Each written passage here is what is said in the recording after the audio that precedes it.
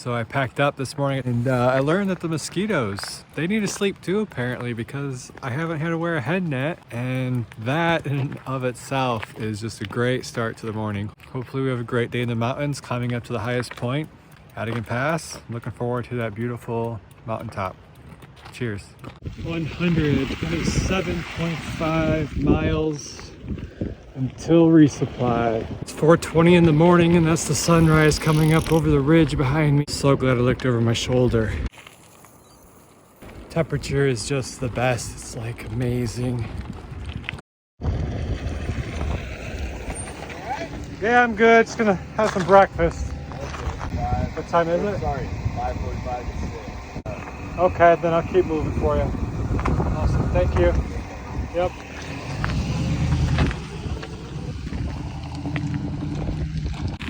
The gentleman was very kind with his words.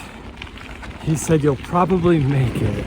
I know the distance and my speed. I'm not gonna make it. But I hope that his generosity continues and he doesn't force me into the back of his truck. Because I am resourceful. And I am able to be safe, even out in this. Goes right back to America's debate. What is personal safety and what is someone else's responsibility to keep someone safe? The debate continues post-COVID. It's the debate of America. So give us lawyers, gives us lawsuits, give us courts, gives us all of that because of this American ideology. Hello mountains, good morning to you. I'm heading your direction.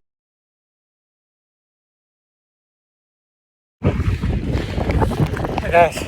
You are now in an active construction zone. Either get off the road or get in with my pilot car. Either get in or get off my road. Pick.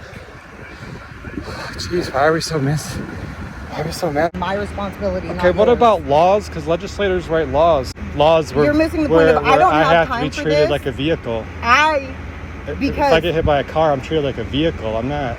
Because you are not on a public road at the moment. This is not a public road anymore. No, check it out. This is the way that it works. From the second we start working here, we are responsible for it. Might be inconvenient for your... No, it is not inconvenient. I'm not going to jail because you want to do whatever it is you're doing. It might be inconvenient for your pilot truck to go my speed, but I am considered I'm considered a vehicle. Here's the thing. I'm considered a vehicle. Whoa, time out.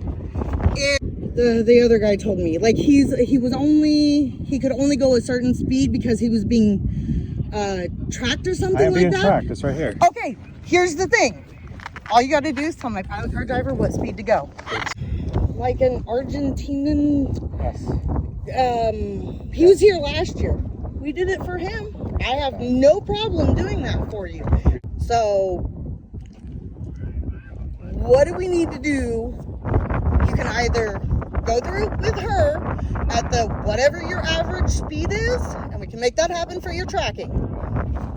You can wait right here. I will bring you all sorts of snacks. Or we continue to argue. Well, arguing's not going to get us anywhere. No, and it's going to get me standing right here in front of you and not doing my job and you not doing your thing.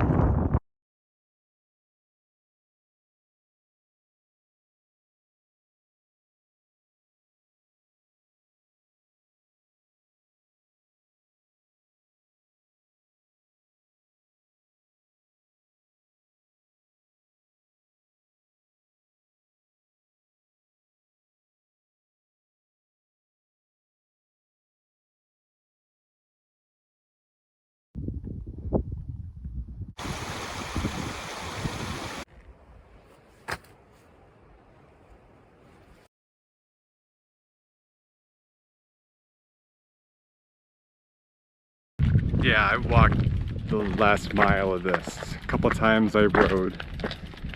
For the most part, I walked it. And that's okay. Actually, about halfway up it, I started having hallucinations. I saw a rock, and I thought it was a bag of trash. And I stopped to pick it up. And I'm like looking at it, and there's colors in there, like orange and red and white. And I'm like, Oh my goodness, that's a rock. I thought it was a bag of trash. And of course, the big rocks off in the distance look like bears. And the first hallucination I had actually was those markers in the road that for the snow. I saw one in the distance. I thought it was a car that was parked. It had like a square top, but it wasn't a car. But it's just special to be out here. I can't tell you the number of times today I pulled over and just sat on the side of the road and was like, I'm only gonna be here in my lifetime once. Let's just sit here a few minutes longer. I also enjoyed talking to people today. I spent probably at least 2 hours, 4 different people. In total about 2 hours, and I do enjoy talking to people. There's more to this bike stuff than just riding the bike all day. And that's why riding distances need to come down a little bit so I can enjoy it. Meet the people. So the pipeline is actually under the ground right here. It's right there. Little post sticking up out of the ground to show it.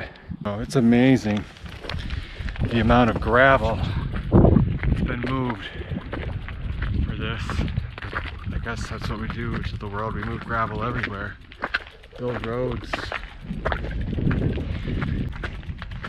But it's really beautiful.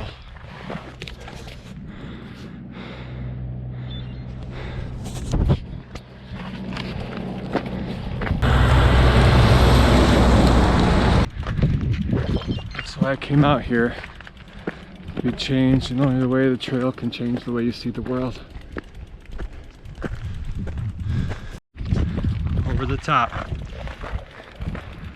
And just down the hill and then 60 miles to Coldfoot, where I can resupply and maybe even take a rest day, because this has really taught me it's about the journey. Had a really blessed day today. Just a few minutes after reaching the top of the pass, it started to rain. Put on my rain gear thinking I would descend, but you know, well, one reason is because you never know when mountains are going to get socked in with rain, and in the morning it could be just like this, but I'm thinking I'm fairly dry and I don't want to be soaking wet and cold. Going downhill in the rain equals cold. So I'm gonna set up my tent and just see what tomorrow looks like up here. If it's like this in the morning, it'd be just like descending now, but then I'd be rested and I'd have the energy to keep going to stay warm. So that's my plan, that's my call. We're gonna set up a tent, and thank you for taking a look. It's my first time making a video, and just thank you for everything. Bye.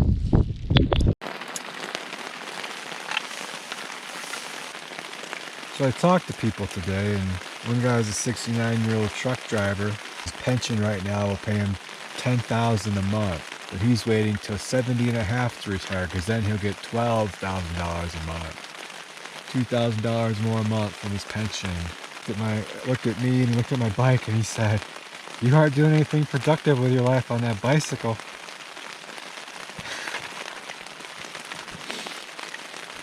In my mind, I had a "thanks, Dad" moment. Also in my mind, I'm thinking, well, truck driver guy, that's how amortization schedules work. Like, the insurance company knows.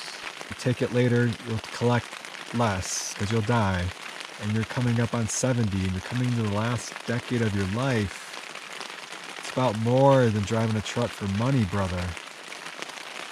Life's about more than that.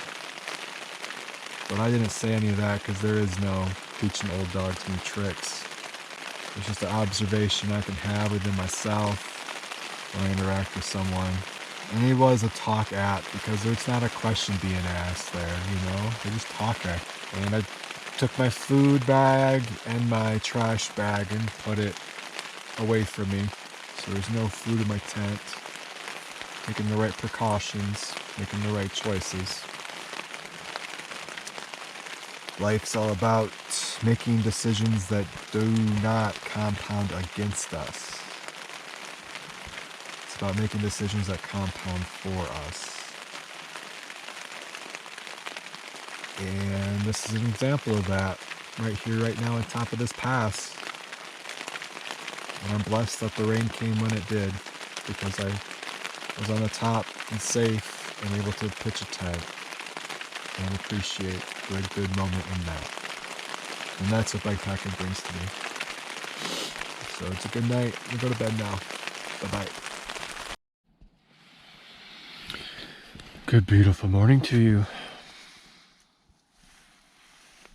No clouds. Wow. Well, clouds where I came from. Clear skies where I'm heading. Yeah, life is good.